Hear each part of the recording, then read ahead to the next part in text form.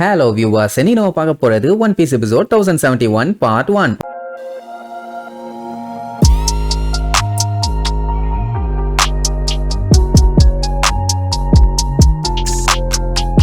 Open பண்ணா நீங்க எல்லாரும் ஆவலுடன் காத்து கொண்டிருந்த நம்ம லூஃபி மறுபடியும் எந்திரிச்சு வர போறான். அதுவும் ஜாய் பாயா. அவன் பாடி அப்படியே உதறுது. உள்ளுக்குள்ள இருந்து ட்ரம்மோட பீட் சவுண்ட் கேக்குது. அந்த சவுண்ட தான் ட்ரம்ஸ் ஆஃப் லிபரேஷன் சொல்லுவாங்க. 800 வருஷத்துக்கு அப்புறம் அந்த சுனசாய் யானை இப்பதான் அதை கேக்குது. தயவு செஞ்சு ஒன்னு சொல்றேன், இந்த வீடியோ முடிஞ்சதுக்கு அப்புறம் லூஃபியோட கியர் 5 சொல்லி யூடியூப்ல செக் பண்ணி வீடியோவை பாத்துருங்க. தாம மியூசிக்கோட சூப்பரா இருக்கும். அந்த யானை தான் பில்டப் பண்ணும்.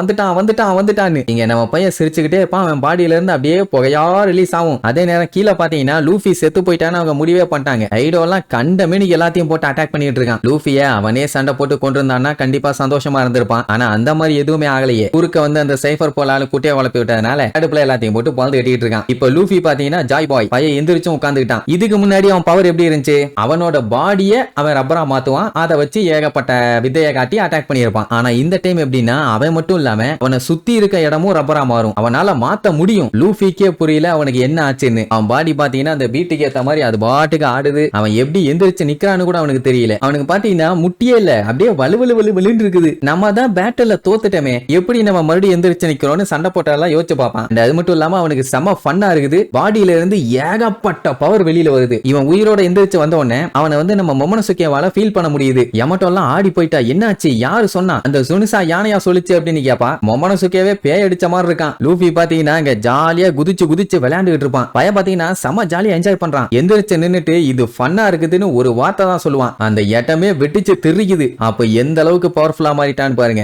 அந்த ஒரு அதிர்வலியே இங்க சஞ்சி எந்திரிச்சிட்டான். என்னன்னா அவனால லூஃபியை ஃபீல் பண்ண முடியுது. மேல அவனோட பவர் ரிலீஸ் ஆகிறது கீழே வரைக்கும் தெரியுது. எல்லாத்துக்கும் ஆச்சரியம், யார் அது? ஒருவேளை லூஃபியா இருக்குமா? அவன் உயிரோட தான் இருக்கானான்னு சொல்லிட்டு கொஞ்சம் ஆர்வம் அதிகமாகுது. இங்க நமியெல்லாம் அழுதுகிட்டே இல்லவே இல்ல, கண்டிப்பா அது லூஃபி தான், அவன் சாகல தானே அப்படின்ட்டு ரெண்டு பேருமே மாத்தி கேட்டுக்கிட்டு கதறி அழுதுட்டு இருப்பாங்க. அங்க லூஃபி பாத்தீங்கன்னா இப்ப செம்ம பவர்ஃபுல்லா மாறிட்டான். அப்படியே அந்த நிலாவை பார்த்து எழுச்சிட்டு இருப்பான் பாருங்க, சூப்பரா இருக்கும். இப்போ அவனையும் காமிச்சுக்கிட்டு அங்க மரி ஜாய்ஸ்ல இருக்காங்களே 5 எல்டர்ஸ், அவங்க பண்ற பில்டப்பையும் ஒன்னா காட்டுவாங்க. அதாவது எதுக்காக லூஃபியை எலிமினேட் பண்ண சொன்னாங்கன்னு இப்பதான் முழு விஷயத்தையும் சொல்லுவானுங்க. அவங்களுக்கு என்ன ஒரு ஃபீலிங்னா இவனை கொல்லணுங்கிறதுக்காக சைஃபர் போல ஒரு ஆளை சாக்ரிஃபைஸ் பண்ணிட்டாங்கல்ல, அதான் இவங்களுக்கு கஷ்டமா இருக்குது. பட் அதை விட்டா வேற வழியும் இல்ல. ஏன்னா கைடோ கூட சண்டை போடும் போது அவனோட பவர் வெளியில வந்துருச்சுன்னா அதுக்கப்புறம் அவனை தடுக்கவே முடியாது அப்படிங்கிற ஒரு பீதி. பட் இப்ப அவன் பவர் அவேக்னிங் ஆயிருச்சுன்னு அவங்களுக்கு தெரியல. தெரிஞ்சதுன்னா 5 பேருமே கிளப்பிக்கிட்டு வந்துருவானுங்க, இல்ல மொத்த கவர்மெண்ட்டையும் அனுப்பி வச்சிருவானுங்க. ரிஸ்க் ஃபேக்டரை குறைக்கணும்னா இதை விட்டா வேற வழி இல்ல, நம்ம அதைத்தான் பண்ணி ஆகணும் அப்படிங்கிற மாதிரி சொல்லிட்டு இருப்பானுங்க. ஆமா, லூஃபி தான் இந்த கம் ஃப்ரூட்டை சாப்பிட்டிருக்கான்னு எல்லாத்துக்குமே முன்னாடி இருந்தே நல்லா தெரியும். அப்படி இருக்கும்போது முன்னாடியே அவனை கொல்றதுக்கு ஏகப்பட்ட ஆளுகளை அனுப்பி விட்டுருக்கலாம்ல. லூசு பாயிலுங்க கடைசி நேரத்துல வந்து கோட்டை விட்டானுங்க. இவனுங்களும் அந்த ஃப்ரூட்டை எப்படியாச்சும் இவனை கைக்கு கொண்டு வரணும்னு என்னென்னமோ பண்ணி பார்த்தானுங்க. ஆனா என்ன பண்ணாலும் வேலைக்கு ஆகல, எப்படியாச்சும் மிஸ் ஆயிருது. நம்ம ஷாங்க்ஸ் வந்து தூக்கிட்டு போனானா அதுக்கப்புறமாச்சு கிடைக்கும்னு பார்த்தா இல்ல. சொல்ல போனா 800 வருஷமா அந்த ஃப்ரூட் இவனுக்கு தண்ணி காட்டிட்டு இருக்குது. அப்புறம் தான் அந்த ஃப்ரூட்டை பத்தி சொல்லுவானுங்க. அது பாத்தீங்கன்னா ஜோயன் டைப் டெவில் ஃப்ரூட். அது மட்டும் இல்லாம அந்த டெவில் ஃப்ரூட்டுக்கு தான் காடோட நேமும் இருக்குது. கம் ஃப்ரூட்னு சொல்றாங்கல்ல, அதோட இன்னொரு பேர் என்னன்னு பாத்தீங்கன்னா ஜோயன் ஹியூமன் ஃப்ரூட்னு சொல்லுவாங்க. அது ஒரு மித்திக்கல் டைப் ஃப்ரூட். மாடல் வந்து நிக்கா. அதோட பவரை யூஸ் பண்ணும்போது அவனோட பாடியில மூளை முடுக்குன்னு ஒண்ணு விடாம எல்லாமே கம்ப்ளீட்டா ரப்பரா மாறிடும். அதுக்கப்புறம் அவன் சண்டை போறதே பாத்தீங்கன்னா செம காமெடியா தான் இருக்கும். இப்ப கூட பாருங்க அங்கன்னு கண்ணா பின்னான்னு குதிக்கிறானா, பாடி பாத்தீங்கன்னா எப்படி போகுதுன்னே சொல்ல முடியாது. அவனை சுத்தி இருக்க தரையே ரப்பரா மாறிடுச்சு. சண்டை போறதுல காமெடி பண்ணிட்டே சண்டை போடுவான். அது மட்டும் இல்லாம இவன் லிபரேஷனோட வாரியர் நிகா த சன் காட். அந்த பவர் பாத்தீங்கன்னா அவனோட மொத்த பாடியை ரப்பரா மாத்தி ஃப்ரீடமா சண்டை போடலாம். உலகத்துல இருக்க டெவில் ஃப்ரூட்ல எந்த டெவில் ஃப்ரூட்டும் இந்த மாதிரி இல்ல. இதை சொல்லிட்டு இருக்கும் போதே அங்க பையன் பாத்தீங்கன்னா அங்கன்னு சொல்லி ஜாலியா ஆட்டம் போட்டுட்டு இருப்பான்னு வைங்க. இங்க நம்ம ஹியோரி இன்னுமே வாசிக்கிறத நிப்பாட்டவே இல்ல. அதை கேட்டுட்டே அந்த கிறுக்கு பைய உரோச்சி அவளை பார்த்து பயந்து போய் ஒருவேளை நம்மளை கொன்றுவாளோன்னு பயம். அதனாலேயே இவளை எப்படியாச்சும் ஏமாத்திடலான்னு சொல்லி எனக்கு ஓடன ரொம்ப பிடிக்கும் தெரியுமா. அவரு ரொம்ப நல்லவரு. நானே அவரு கூடவே கடைசி வரைக்கும் இருக்கணும்னு ஆசைப்பட்டேன். ஆனா இந்த கைடோ இருக்கானே, கைடோ அவன் தான் என்னைய ஏமாத்தி இந்த மாதிரி எல்லாம் பண்ண வச்சுட்டான். அவன் பாத்தீங்கன்னா பயங்கர பவர்ஃபுல்லான ஆளு. என்னால என்ன பண்ண முடியும் சொல்லு. மத்தபடி எனக்கு அவர் மேல பயங்கர மரியாதை இருக்குது. உனக்கு தெரியாது,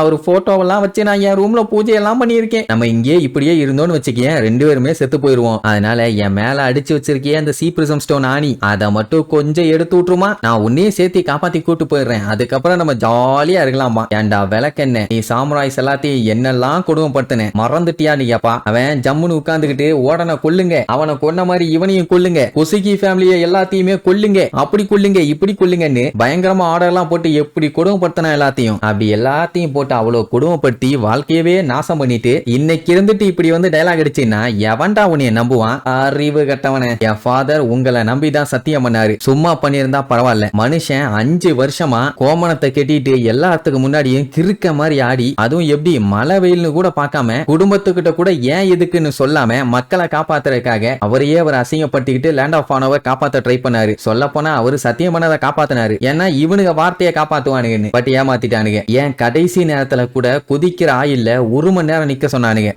நின்னு அவரோட க்ரூ மெம்பர்ஸ் எல்லாத்தையும் காப்பாத்த முயற்சி பண்ணாரு. அப்படி அவரு தாக்கு பிடிச்சிட்டா அவரை விட்டுறேன்னு வேற சொன்னானுங்க. அதுலயே அவனுக்கு நேர்மையா நடந்துக்கல. எப்பவுமே சிரிச்சுக்கிட்டே இருந்த மனுஷனை சிரிக்க சாவடிச்சிட்டானுங்க. அதுக்கப்புறம் மொத்த நேஷனையுமே ஹாஸ்டேஜா எடுத்து படாத பாடுபடுத்தி இருக்கானுங்க. இத்தனைக்கும் இந்த நாட்டுக்காக அவ்வளவு கஷ்டப்பட்டு ஏகப்பட்ட வழிகளை உள்ள வச்சிருந்தாலுமே யாரு என்ன கேட்டாலும் சிரிச்சுக்கிட்டே சந்தோஷமா தான் மனுஷன் இருப்பாரு. அவரை எப்படா உனக்கு இப்படி பண்ண மனசு வந்துச்சு அப்படின்னு அவன் அழுதுகிட்டே ஒன்னொன்னா சொல்லுவான். அப்போ அந்த உரோச்சி அவனோட டிராமாவை விடல. ஐயோ ஓடன் எவ்வளவு பெரிய நல்ல மனுஷன் எனக்கு நல்லாவே தெரியும், அவருக்காக நிறைய பண்ணணும்னு எனக்கு ஆசை. சொல்ல போனா சாமுராய்ஸ்லயே அவரு தான் சிறந்த சாமுராய் அப்படி இப்படின்னு ஓவரா பில்டப் பண்ணிட்டே இருந்தவன அவளுக்கு கடுப்பாயிருச்சு. மாஸ்க கழட்டி போட்டுட்டு ஒய்யால நான் யாருன்னு நினைச்சிட்டு இருக்கேன், நான் தாண்டா கொசுகி ஹியோரி, அவரோட பொண்ணு. நன்னாரி பையல உன் கூடவே நான் இருந்து பாத்துருக்கேன்டா, ஒரு நாள் கூட நீ சோகனா இருந்ததே இல்ல, நீ ஒரு மூலகட்ட முட்டாளு. சொல்ல போனா உன் மண்டையில களிமண்ணு கூட கிடையாது, எல்லாத்தையும் கொன்னு சந்தோஷப்படுறதாண்டா உன்னோட ஒரே வேலை அப்படி இப்படின்னு சொல்லிட்டு அவன் பக்கத்துல அவனை கொல்றதுக்காண்டி போவான். அவன் வேண்டாம் ரிவெஞ்ச் எடுக்கிறதெல்லாம் அவுடேட்டடான டெக்னிக்மா, அதெல்லாம் இப்ப பண்ணாத அப்படிங்கிற மாதிரி சொல்லிட்டு இருப்பான். அந்நேரம்னு பாத்தீங்கன்னா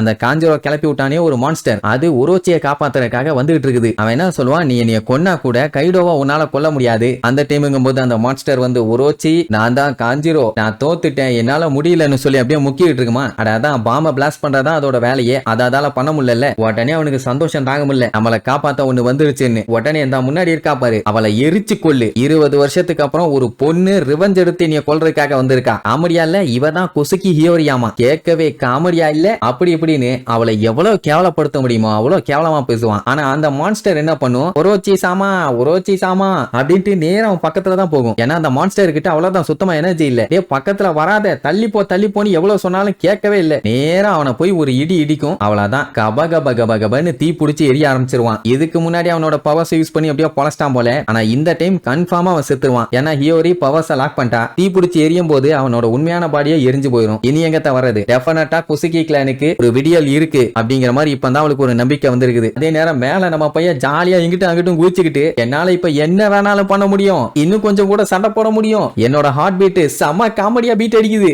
அப்படின்னு குதிச்சு விளையாண்டுட்டு இது தாண்டா கியர் 5 எஸ் இப்ப நம்ம பையனால கியர் 5 யூஸ் பண்ண முடியும். சரி இதுக்கப்புறம் பைய கைடோவை என்ன லெவல்ல சம்பவம் பண்ண போறான்னு அடுத்தடுத்த எபிசோட்ல பார்க்கலாம். டாடா.